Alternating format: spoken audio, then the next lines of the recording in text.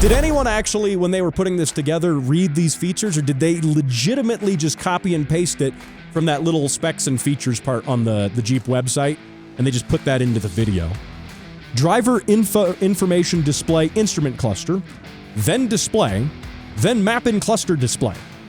So they're saying 140 safety features, but they're really listing the same display 3 times as a safety feature. God, I love marketing.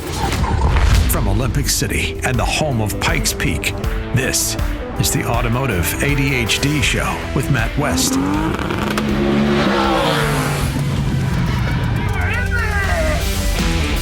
So over the weekend, there was a game that was played, a rather big game, or at least so I'm told, where one team played another team and one of those teams won. I'm going off of secondhand information here. That is what I've been told. Now, I'm your host, Matt West, hanging out with you, talking cars. If you're new to the show, I host an automotive talk radio show syndicated across Southern Colorado, and sometimes I jump on the internet and I do one of these podcast things. And I want to thank you for joining me here. Now, today, I'm going to rank all of the automotive Super Bowl commercials. Well, first, I'm going to react to them because I haven't actually seen them yet. Then I'm going to rank them, and I'm going to tell you what I think. Now, I can already tell you there were not a lot of automotive Super Bowl ads. There were not a lot compared to years prior, and we'll discuss a little bit about why that is. Now, aside from that, what happened actually during the Super Bowl? Seriously, I don't know. I wasn't joking at the top of the show here when I said like there was a team and like one of them won, and like that's about as much as I know, because I didn't watch the game. You see, I'm one of those car guys. I get it. A lot of people in my audience are big football fans. They love football. They love it with a passion. And unfortunately, I'm one of those guys. I don't dislike football. In fact, I'll catch a game if it happens to be the Broncos, based out of Colorado here. Though I'll catch a game here and there. But I'm that guy when you go to work that you go to, think of the water cooler discussions. Yeah, how did those Cowboy Stars play last night? Yeah, it was great. I'll say and nod. Yeah, it was that pass into that touchdown and that home run was great. I loved it. That was fantastic. Yeah, that guy used his stick and hit that ball really hard. Yeah. See, that's the problem. I never grew up into sports, and I'm just a car guy. I'm like 100% into cars. So, well, you know what? I'm sure there's at least, I don't know if there's anyone else out there who's on my same level of sports knowledge here. I don't know if there's anyone who can really be on my level here. But having said that, that game did happen. There was a controversy, I do know, surrounding the halftime show, and of course there was the alternative halftime show that people tuned into. Again, I didn't tune into any of that because this, and I'm shooting this on a Monday here. A Monday evening, and yesterday on Sunday, instead of watching the sportball game, I was here in the shop, and I was actually trying to restore the headlights on my Tacoma for the third time. The plastic headlights keep getting really oxidized after 6 months and turning yellow, and then I'll polish them, I'll clean them up, they'll be beautiful, and then they'll last another 6 months. Why? Because I'm at 8,000 feet above sea level, and the UV is really intense here at this elevation. People don't realize that when they come out into the mountains, you go outside you sunburn in 6 seconds because the UV is just so much more intense up here.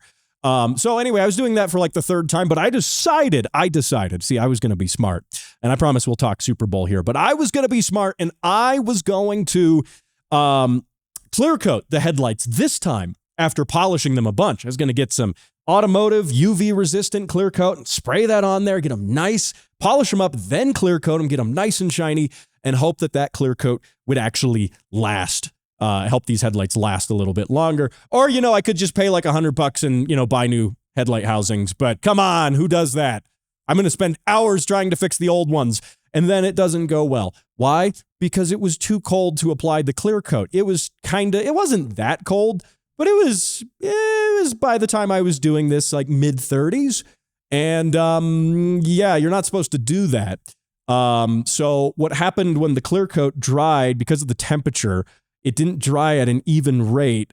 And the top layer of it, after I'd done a couple of coats, which looked like they were good, and I waited a bit, the top layer just turned into nothing but cracks.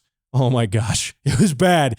It was really, really terrible. And it wasn't good. It wasn't good at all. It looked like a desert floor, if only a desert floor was translucent and there were some cheap LEDs behind it. That's kind of what it looked like. And so then I spent another 2 or 3 hours trying to sand the clear coat back off so I could do it again. And then I tried pouring gasoline on them so that I could, in theory, melt away the clear coat.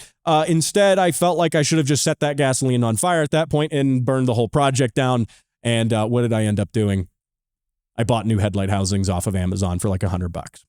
So while you were watching that game, that's what I was doing. And guess who was having more fun? Well, okay, it wasn't me. I could tell you that. It wasn't me. That was, oh my gosh. I was mad. I was pissed off. So, all right. So that's what I was doing. You were probably watching the game. You've probably seen these, but I'm going to go ahead and watch all of these ads. I'm going to bring them up here on video.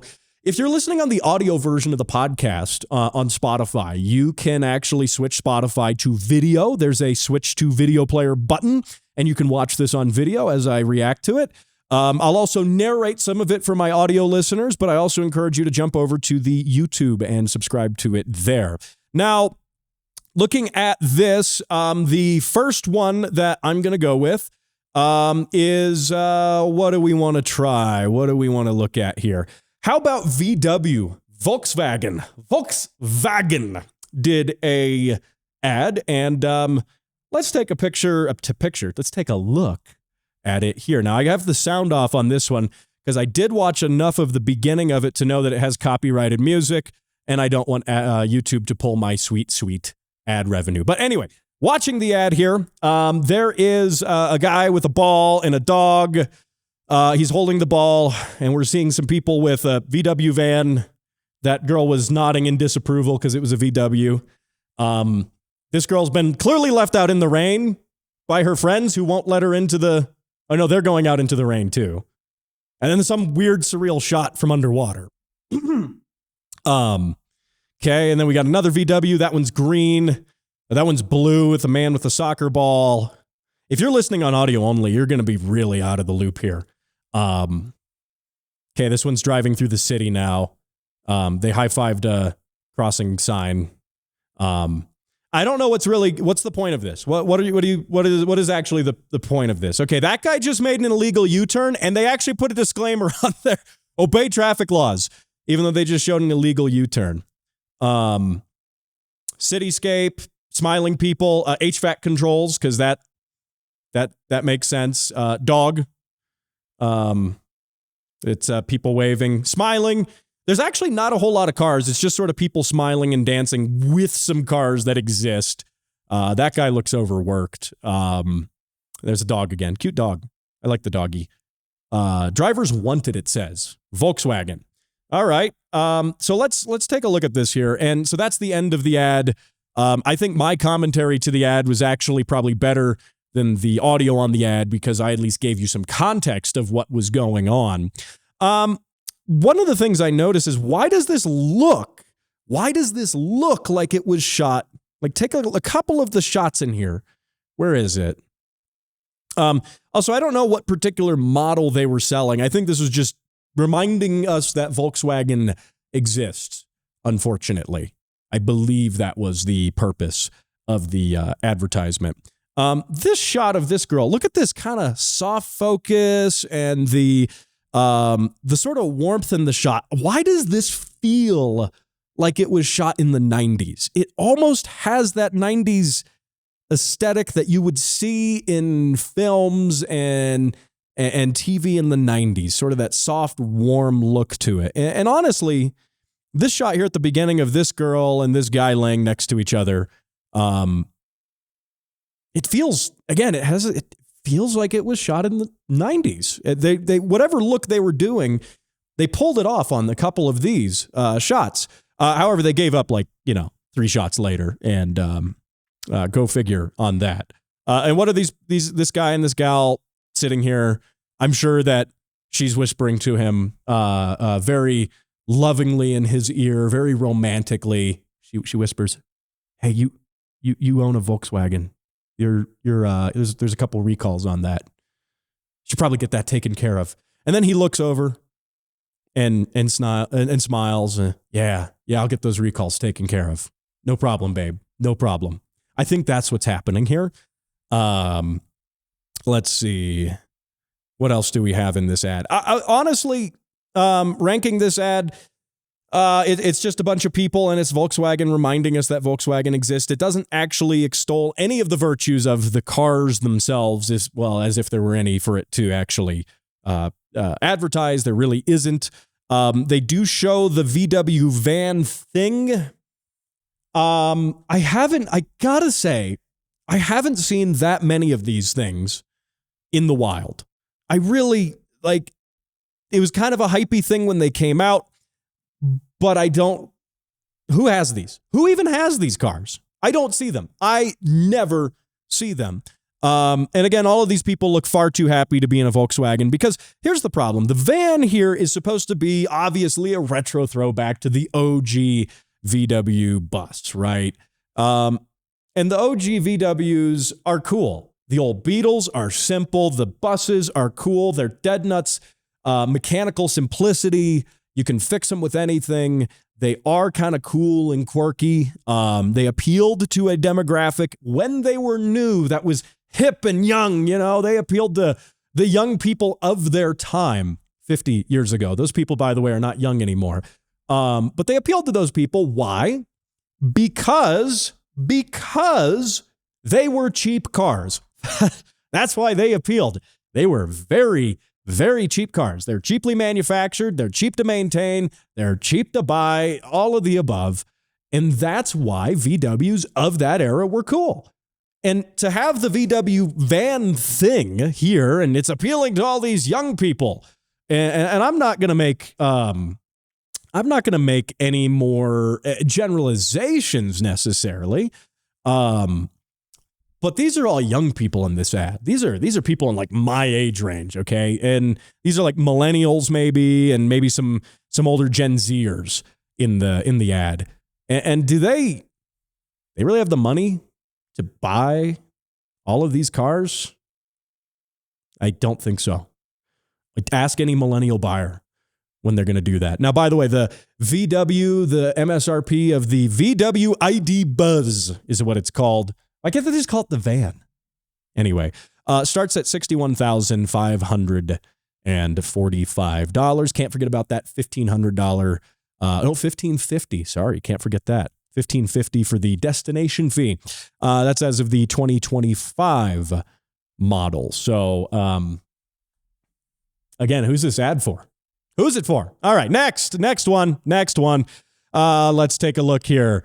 All right, Cadillac. Cadillac has a advertisement. They would like to sell you something, I think. I assume most of these car ads are actually to sell you something. So I think I can do audio on this one. I listened to the first few seconds of it. I don't think it's copyrighted audio. We'll find out. If you're watching later on and it doesn't have audio, that's because it had to get pulled in the edit. So, all right. There's a helmet. JFK speech. Okay. Is that a car crashing? I saw parts everywhere. I think this dude... Oh, no, it's like a reverse crash. Like all the parts are getting sucked into a part. That goal will serve to organize and measure the best. Okay. It's built. All right, I can see the car coming together here. Science. There's the sciencey looking facility. Switches. Looks like a command center, sort of. Ignition sequence start. And one we intend to win. Okay. All right. Is it going to blast off? There it goes. Hold on. The mission begins, it says. Cadillac. Follow America's team. Yeah, in other news, Cadillac is... Cadillac... Oh, there we go. There we go. Cadillac is returning to F1... Well, returning. I don't know if it's necessarily a return. Generally speaking, Cadillac is going into F1. And that is kind of exciting because as far as American teams go in F1, there really aren't a bunch. And when you think of F1, of course, you're thinking of Ferrari, McLaren, Red Bull, stuff like that. That's what you're kind of thinking of with F1. You don't typically think of Chevrolet with F1. You're thinking of typically Chevrolet with, I don't know, NASCAR or something like that. Now, obviously, this is Cadillac. Ooh, it's sophisticated. Yeah, it's just a fancy-looking Chevy at this point. No, it's an F1 car. This looks all CG. They're showing off the livery of the car.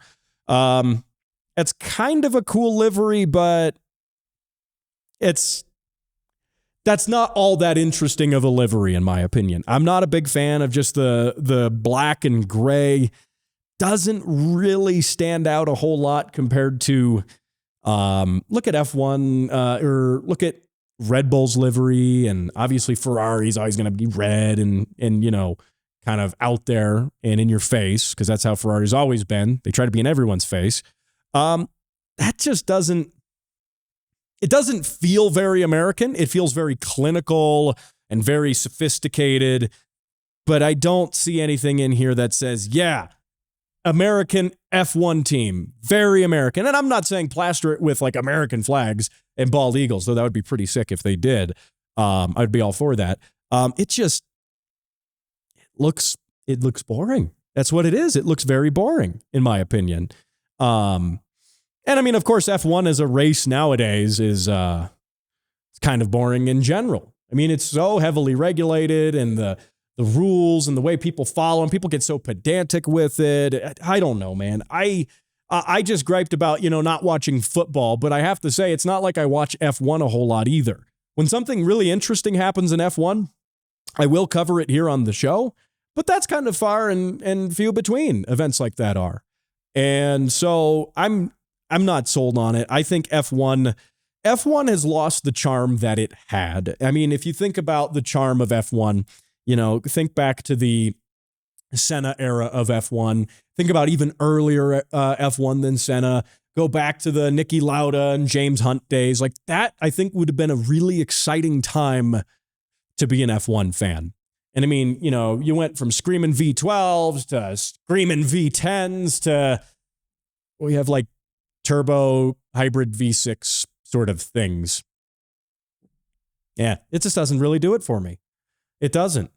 I mean, if I had a time machine and could go back to the 1970s, I think I'd be an F1 fan in the 1970s. Granted, that's a time I wasn't alive for it. So, perhaps some of the older folks who are listening, who were around then, can comment. Really, I imagine, because I know the history of it. Looking back at it, in retrospect, it looks like it would have been a more interesting time. But you know what? If you lived it and you watched those races on TV and stuff then, how does it compare now? I mean, obviously now it's faster. Yeah, F1 is faster now than it has been. The technology is technically better. But is it more interesting? No. You can let me know what you think, though. Let me know in the comments. Is F1 more interesting? Also, I do have a bone to pick with this ad here. Hang on. When they launched the car, the CG car, where is it here? I got to pause it in the right spot. Here's a countdown. Right there. Was that a burnout, but with sparks coming off the tires? But you see, those tires weren't down to cords. Yeah, that's what that... I'm trying to get this frame by frame here. Let's see. Come on. Yeah, that's what that is. That's like little sparklers coming off of the tires. I mean, I guess it's supposed to be like a rocket launch. I guess. Anyway, you know what? It's cool that General Motors is getting involved in F1. We'll have to wait and see if it proves to be interesting. Perhaps that's also why the only Super Bowl ad that General Motors ran was F1. Because they spent all the money on the team and they ran out of money. That's my theory. We'll actually talk about that here in a little bit too, because there weren't a lot of automotive ads. Really, there weren't. We have a few more to get to. Let's go ahead and take a look at, I like Toyota. You like Toyota, don't you? We all love Toyota. Well, I mean, obviously, Jim Miller. Jim Miller loves more Toyota than any of us. And for all of those who don't like Toyota, he's obsessed with Toyota so much that he actually makes up for the people who don't like Toyota. So, all right, here this is. Superhero Belt is what it's called. And let's go ahead and give this a watch. Hey, let's go for a drive. Is that dad taking his kid for a drive? That's a clean RAV4. Let's put your superhero belt on. You know, that thing will outlive the son, probably. Like, he'll pass that down to his grandkids and their grandkids. Is a gift. Superhero belt? Okay, so now the kid's an adult, dad's an old man, and they leave in a not old RAV4. That's kind of disappointing, honestly. I would have liked that ad right there to, I would have liked that ad to be, where the kid shows up. This would be the better ad, okay? Because instead of now switching to, okay, the kid's grown up and you know, instead of his dad buckling him in the car, now he's buckling his dad in, his elderly father in the car, but it's a new car. No. Scrap that. Kid is grown up.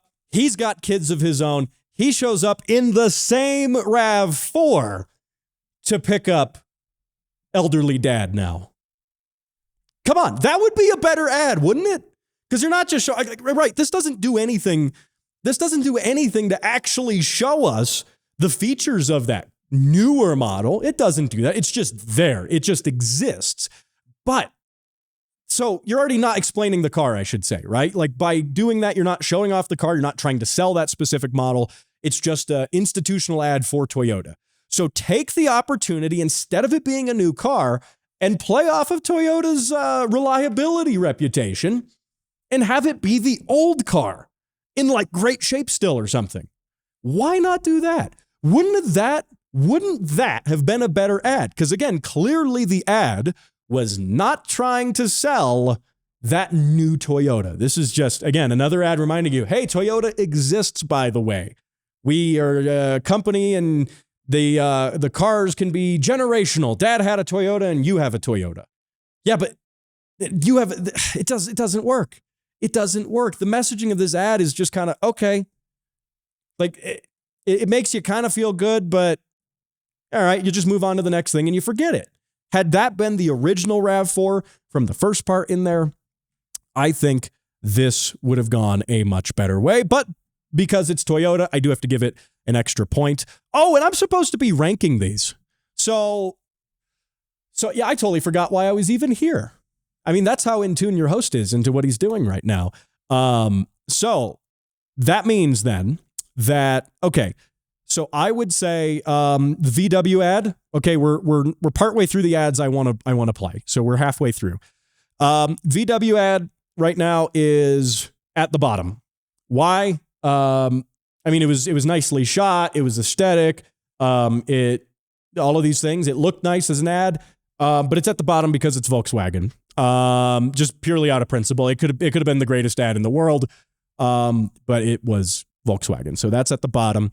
And then from there, the next ad I would say is, Cadillac with the F1. So we go Volkswagen, Cadillac with the F1 team. Then this Toyota ad gets an extra point because it's Toyota. It's the opposite of the Volkswagen thing. Volkswagen automatically loses a point. This gets a point. But it really wasn't all that good of an ad, and they missed the entire ethos of Toyota. They're reliable. You can't kill these old Toyotas. So I'd also have to deduct a point from that. So right now, we're at VW, F1, Toyota. Let's take a look at the next advertisement I have. And, it's Toyota again. Look at this. Toyota bought 2, not 1, but 2 advertisements. All right. Let's give this one a watch real quick. Supra. There's a kid. All right, it's like a little kid, and then he's looking up to his adult self. Quick catch, remember me? My younger self? Yep, I'm the you who never gave We got this. So, is it just me? I'll get to it here in a second.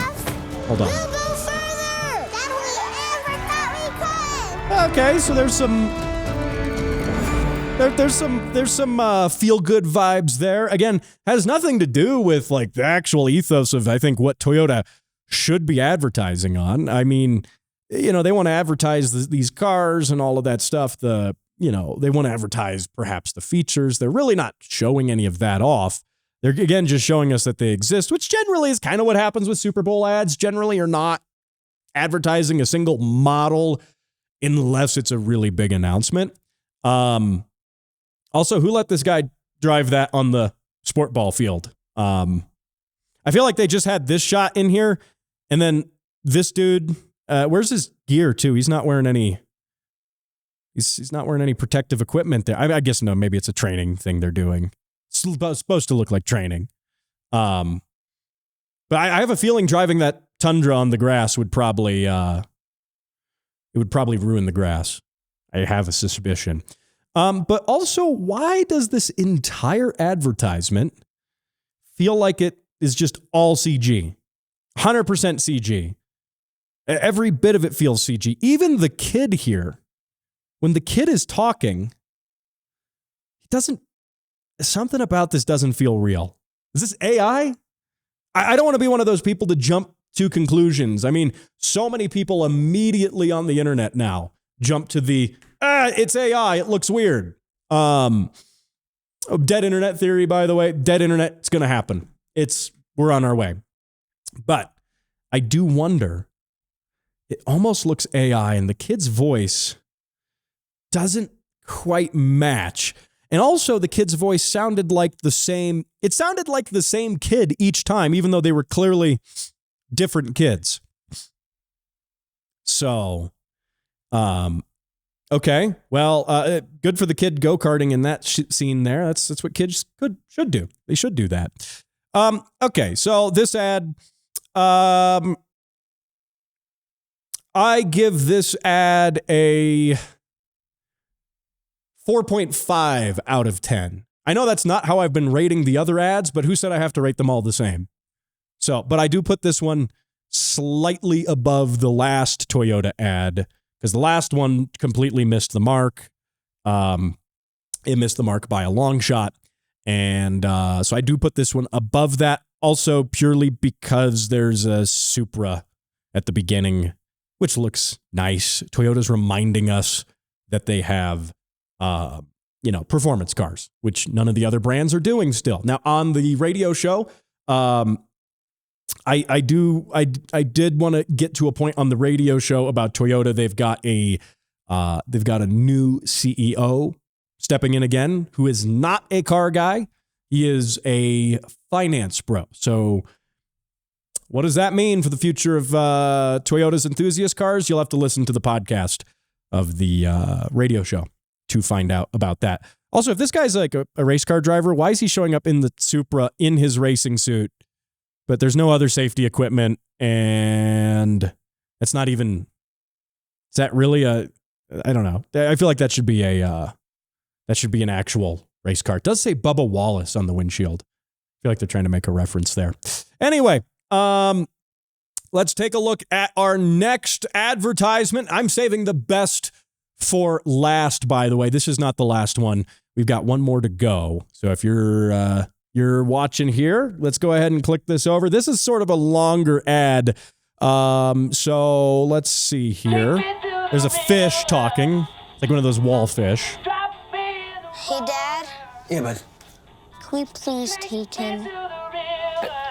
You want to take him to the... I'm confused too. Okay, all right. So it's a Jeep ad. All right. It's the Cherokee Hybrid. You know, Billy might not be the best swimmer. Sure he will. He's a fish. Yeah. I'm sure this is something actual parents have to deal with all the time.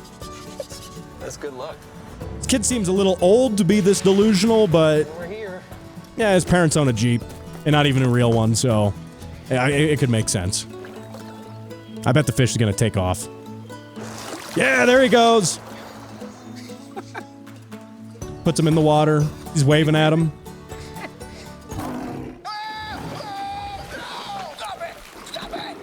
Couldn't have seen that coming. Open, Dad. Play dead! Great idea, Dad. I'm about to be actually dead. Don't look, son. Okay, just don't. My wires. I can see my wires. Yeah, because bears love mechanical fish. It's your kid's fault and it's your fault. Oh, no. I'm alive. Are there really that many wires inside those? Bald eagle takes him. Stay safe with 140 safety features in the all-new Jeep Cherokee Hybrid. But outside, you're on your own.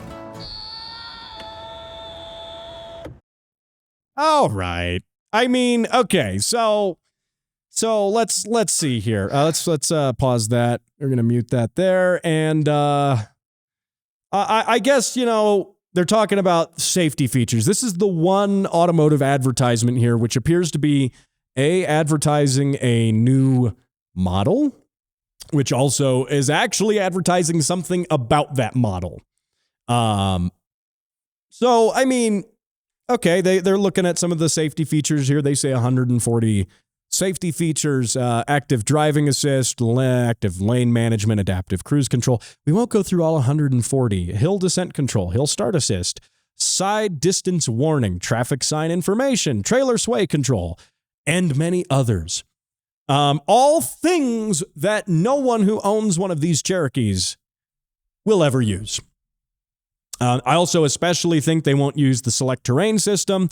They probably won't use Jeep Active Drive. I don't know what that does. Doesn't matter. They won't use it.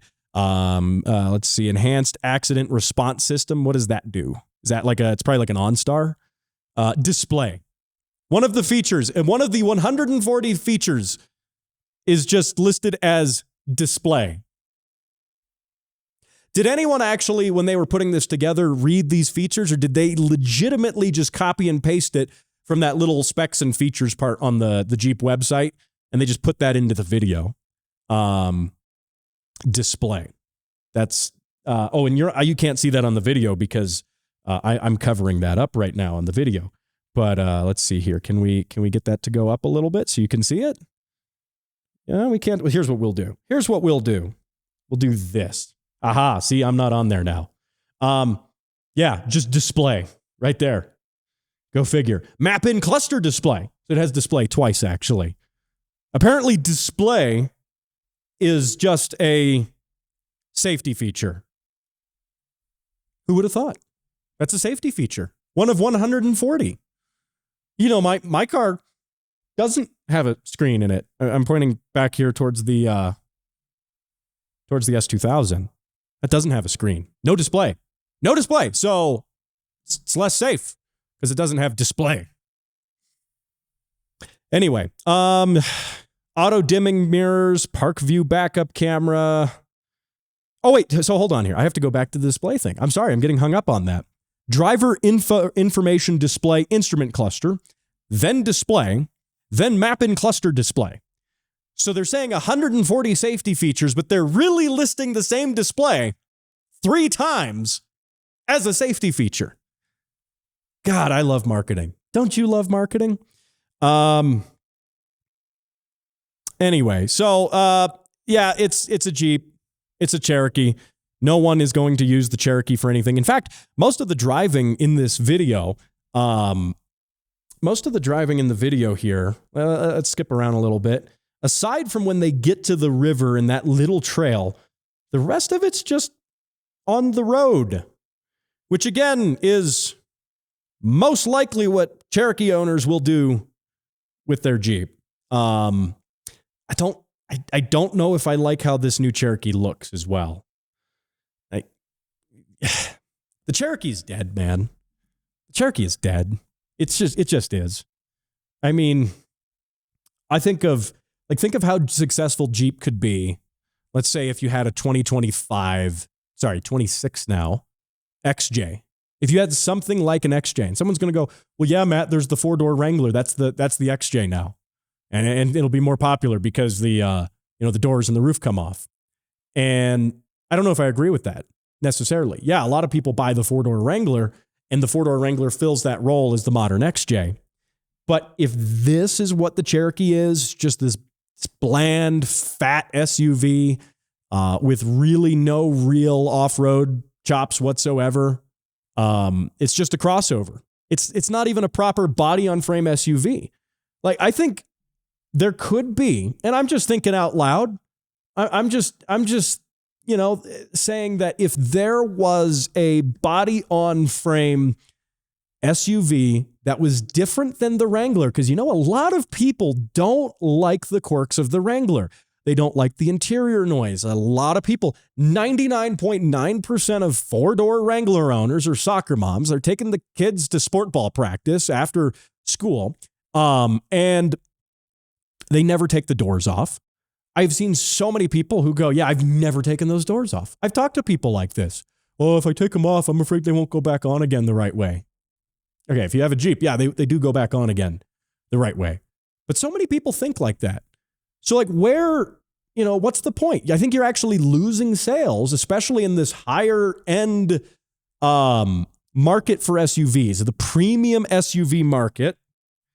I think you're actually going to lose some sales because if you're taking a look at, let's compare your four-door Jeep Wrangler Rubicon, okay? The Rubicon one, top trim. People want it not because they're going to go on the Rubicon, but because they want the top trim one.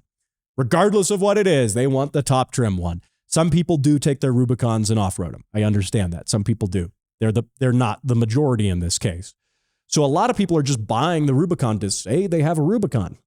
So, and that Rubicon is priced pretty competitively if you were going to buy a Toyota Land Cruiser.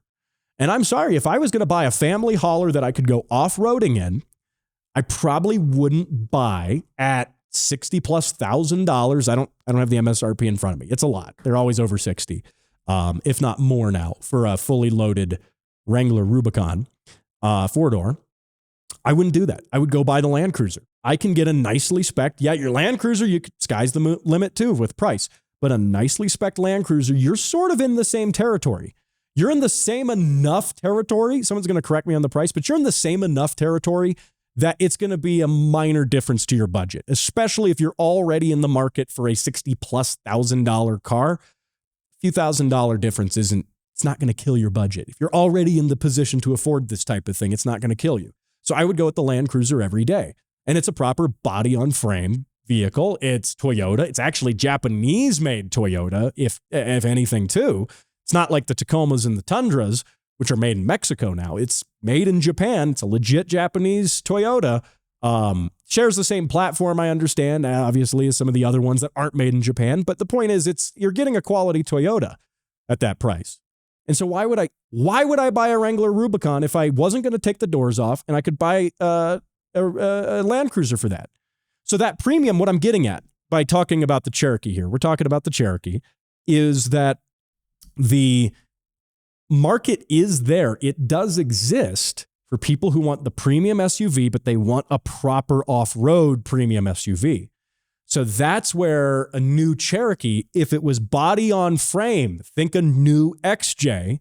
Well, hold on. I love the internet because I can say something entirely outlandish and I can say it with confidence and like 100 people will correct me in the comments. I love that. You're already doing it.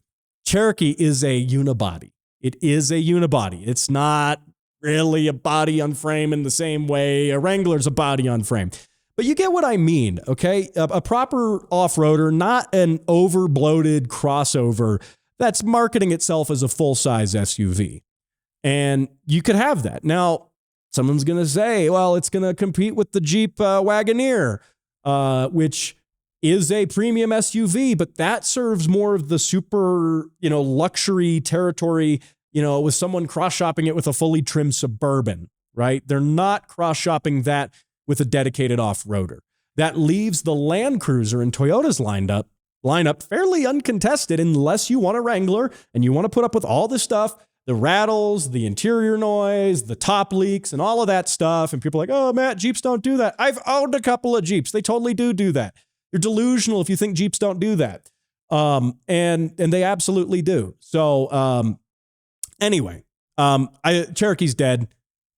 Jeep's market position on it, in my opinion, is flawed. And what's the difference between that and every other boring SUV on the market? Nothing.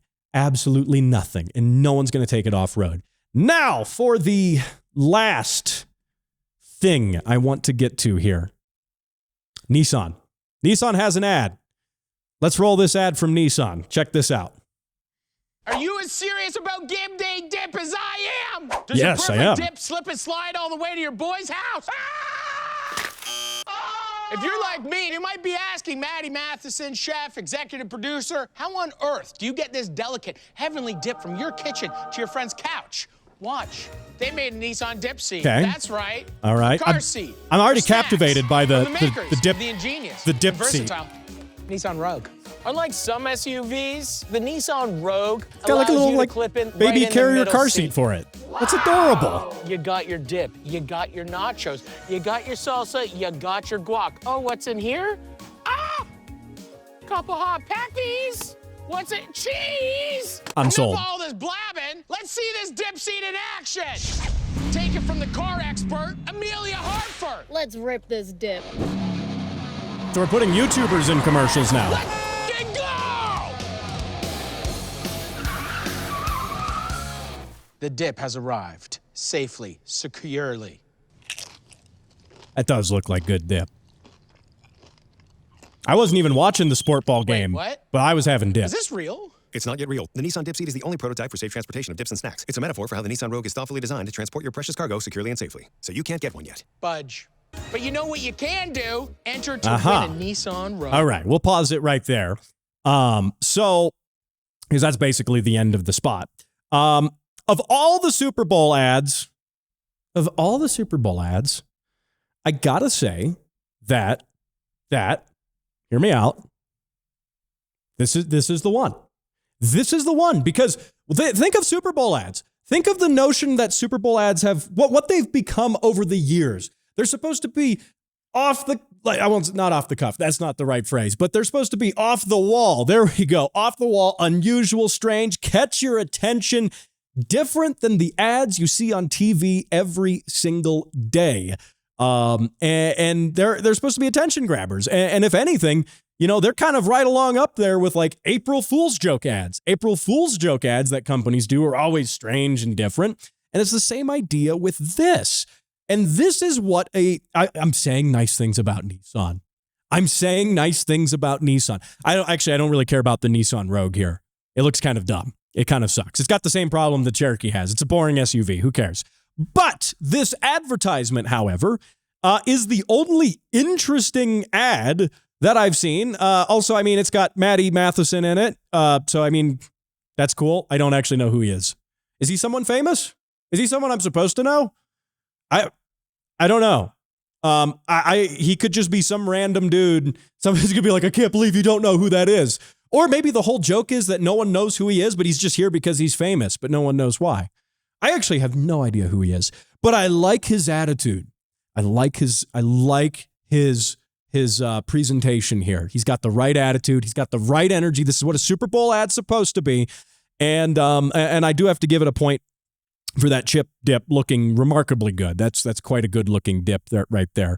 Also, Amelia Hartford, she is a automotive YouTuber, and we do live in the world now where automotive YouTubers are just in Super Bowl ads, apparently.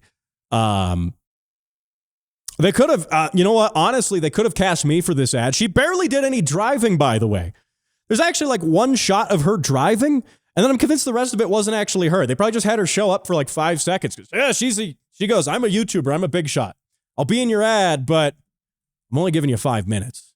There's nothing more in my contract than that. And then she goes to her trailer like like every actor and celebrity does, and air conditioned with 18 different people catering food for her. Probably this seems like a YouTuber sort of thing now. Remember when YouTubers were like kind of like a small sort of niche thing? It's kind of neat. But anyway, you know what? They could have hired me instead for this ad. I would have charged a lot less for it. I would have actually driven that Nissan. I would have driven it very aggressively, though they probably wouldn't have liked that because that would have spilled the dip. I don't think that seat was going to keep the dip in. That being said, I do think I'm also much better looking than Amelia Hartford. So, they could have cast me on this. I'd charge them half what she charged them. And they get this beautiful face for radio. Gorgeous. Gorgeous. Amelia Hartford's got nothing on me. Just saying. So she better know her place. Better know where she stands in this automotive media landscape. But this is the only proper Super Bowl ad I see out of all of these. And it's for a Nissan Rogue. Come on. So, all right. Let's get back to ranking these. This gets a 3-star ranking on it. I would have given it 5, but it's for a Rogue. But I like Matty Matheson in here. Again, I don't know who he is. He could be a serial killer for all I know. But he was hyped. His energy was great. He got me hyped. I was excited. I was excited. I don't know why I was excited, but I was excited because he was excited. I don't know. He could be a serial killer for all I know. It's got him in it. That gives it a star. Amelia Hartford was in it for 2 shots. I have to deduct the star, not because I don't like Amelia Hartford, but they should have asked me instead. So there's a little bit of there's some competition going on here. So I can't be too friendly. Can't be too friendly at all. And then I do want to give it a star for being creative, though. So I have to give it a star back. But then I have to deduct the star again because the actual product they're selling isn't even real, which really disappoints me. Because if you're going to do a joke product like this and you're going to do an entire ad surrounding a joke product, then you must actually sell the product. At least sell like 5 of them. Maybe do a giveaway. Do some sort of promotion. Just make it feel like it's real. I'm very disappointed that the dip seat by Nissan doesn't exist, but that's a pretty Nissan thing to do. Because much like Nissan sports car lineup, that also doesn't exist. I mean, you have the Z. That's it. Come on, Nissan. Where's that Silvia? I want a new Silvia. Give us the GTR. Give us the whole lineup. Just Silvia, Z, GTR. You're not going to do it. You're not going to do it, and you're not going to do the dip seat either. So, with that in mind, I actually have to deduct at least another 2 stars, so that probably puts us at... I haven't been keeping track. Have you been keeping track? What are we at right now? I think that puts us at negative 3 stars. So, the number 1 winner of the Super Bowl ad showdown was, I guess, VW, because it just is at the bottom of the list. The Nissan ad is actually negative. That was going to be my winner, but now that's actually negative. So if you do a negative times a positive, anyway, I guess the VW ad is the winner. So I don't know how that works, but you heard it here first. Now, why are automakers only doing so few ads? Well, I looked this up. The current rate of Super Bowl ads is about $8 to $10 million a pop. And automakers right now, I don't feel like are very flush with cash. They have been contending with, obviously, tariffs has been a big talk, but also losses surrounding EVs. EVs aren't making them money. I talked about this recently on the radio show, how sports cars are typically the first thing to go when we see stuff like this, when we see automotive economic conditions like this. Because sports cars, much like the EVs right now, sports cars are always a money-losing endeavor. You make them because they're cool, and your other cars support that. Your daily drivers, your Camrys, your Civics, whatever you have, support the cool, fun car. And so I think it's just purely economics right now. With a premium time slot with the Super Bowl, even because it was somewhat of a contentious Super Bowl because of other controversial factors. I mean, the whole halftime show thing. I mean, there are tons of people, tuning in for the halftime show. There's a lot of people tuning out and doing alternative stuff too. And we're not going to discuss the controversy on the show. That's not the place here to do that. But there's also a possibility that some of the automakers didn't want to be tangentially related to the controversy at all by just being out of the entire thing. So, but yeah, anyway, VW, you heard it here first on the Automotive ADHD show. I can't believe I'm saying it.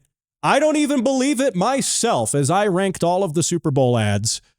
VW has won the Super Bowl car ad showdown for 2026.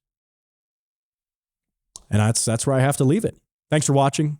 Thanks for listening. Hope you enjoyed the show. Remember to catch the radio show in Southern Colorado on the weekend. Subscribe on YouTube. Check out the show on Spotify as well. Give it 6 stars over there. And make sure you listen to the podcast of the radio show. If you're out of Colorado and you can't catch the radio show, it goes up as a podcast every week. I'll talk to you next week right here on the Automotive ADHD Show.